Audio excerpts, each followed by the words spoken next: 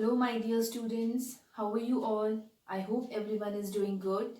So, welcome back to your social studies class. Let's continue with our today's class.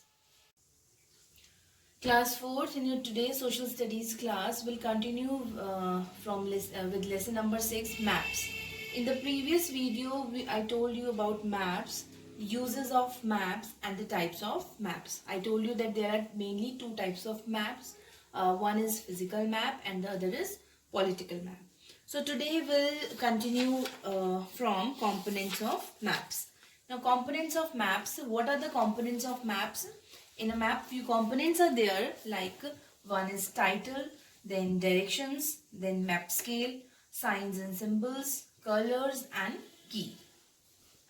All map consist of some elements that help us in reading and understanding them. Just to read a map and to understand them, understand a map, we need these components. Now these components are the title of the map, the direction, the map scales, the sign, the use of different colors, symbols and the grid system. First of all, we'll study about the title. What does it mean? Now, title denotes the name of the theme that a map represents. Means, what is the map about? Like we are filling a map. So, what are we going to fill in a map? So, what is the title of the map?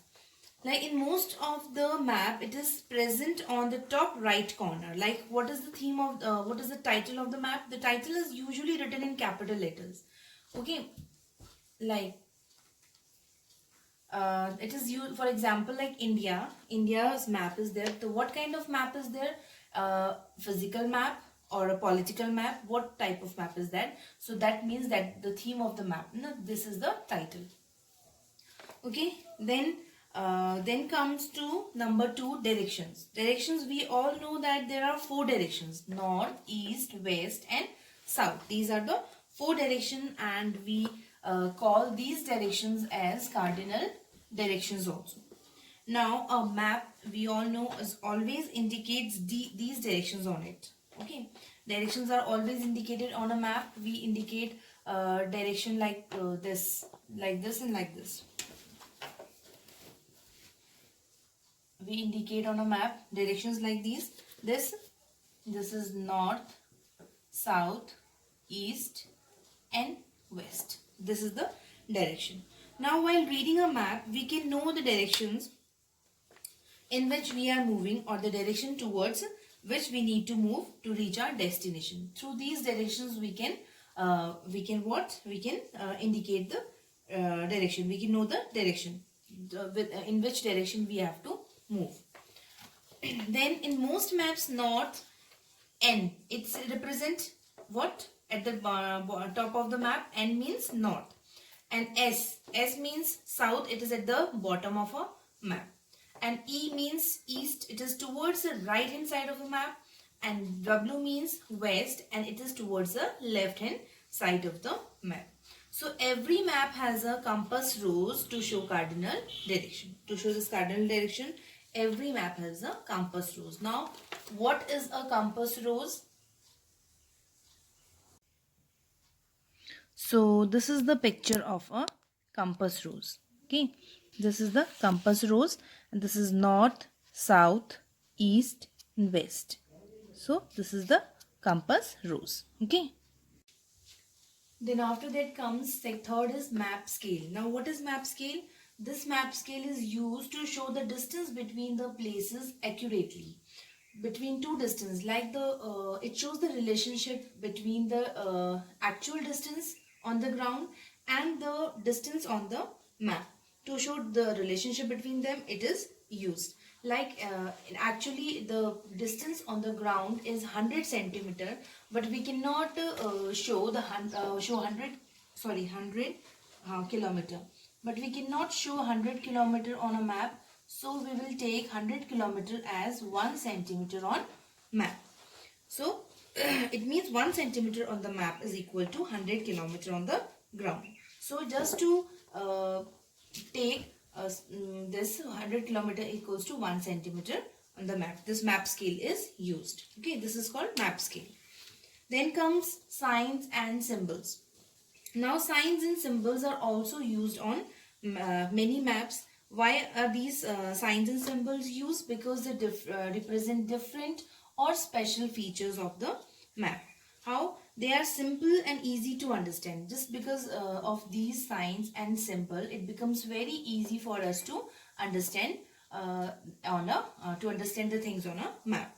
For example, just to show rivers, we use blue lines. Okay, we use blue line to show river. If blue line is there on a map, we will understand that this is the these are rivers.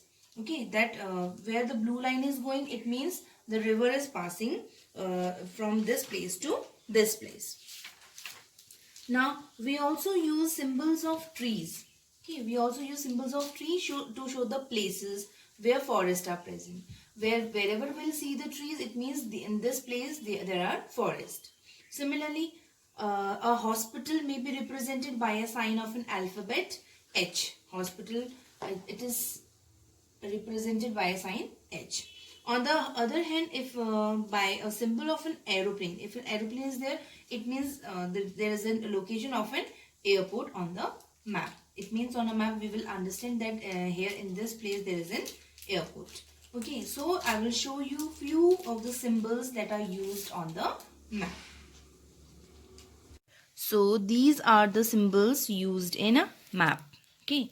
The first one is, this is river. I just told you that this blue lines shows river.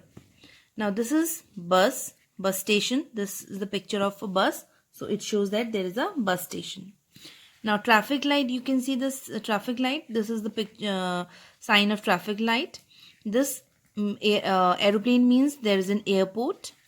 Now this picture, this symbol shows that housing with number beside road. This. Then P means parking area.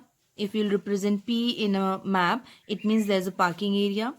And this line and a circle within this center, it shows that train, rail and station. State boundary, a line, then dot dot, then a line, then dot dot, then a line. Okay, hospital, H. H means hospital. If a book is there, it means library. Or if a letter, symbol of letter is there, it means there's a post office. Or this trolley, picture of trolley represents shopping mall. Or public toilet, for a picture of a male and a female shows the public toilet. And the picture of a phone shows the telephone. And here petrol station. Okay, where we can fill the petrol. Okay, petrol pump. So these are the symbols which are used in a map. Then comes colors. Now in a map, different colors are also used to highlight different areas or places, because these makes a map bright also and colorful. For example, the just I told you the blue color is mainly used for water bodies. Now brown color is used for mountains and hills, and green for plains. Okay, yellow for desert, and red for houses and roads. So these are the colors which we use to show and to highlight different areas or places in a map. Then comes the sixth and the last one, key. The key in the map, it explains the colors, signs and the symbols which are used in the map. Today we have completed this lesson, and if you have any doubts or queries regarding this lesson or the topics we discussed today, you can mail me and ask your queries. So this much for today. Thank you.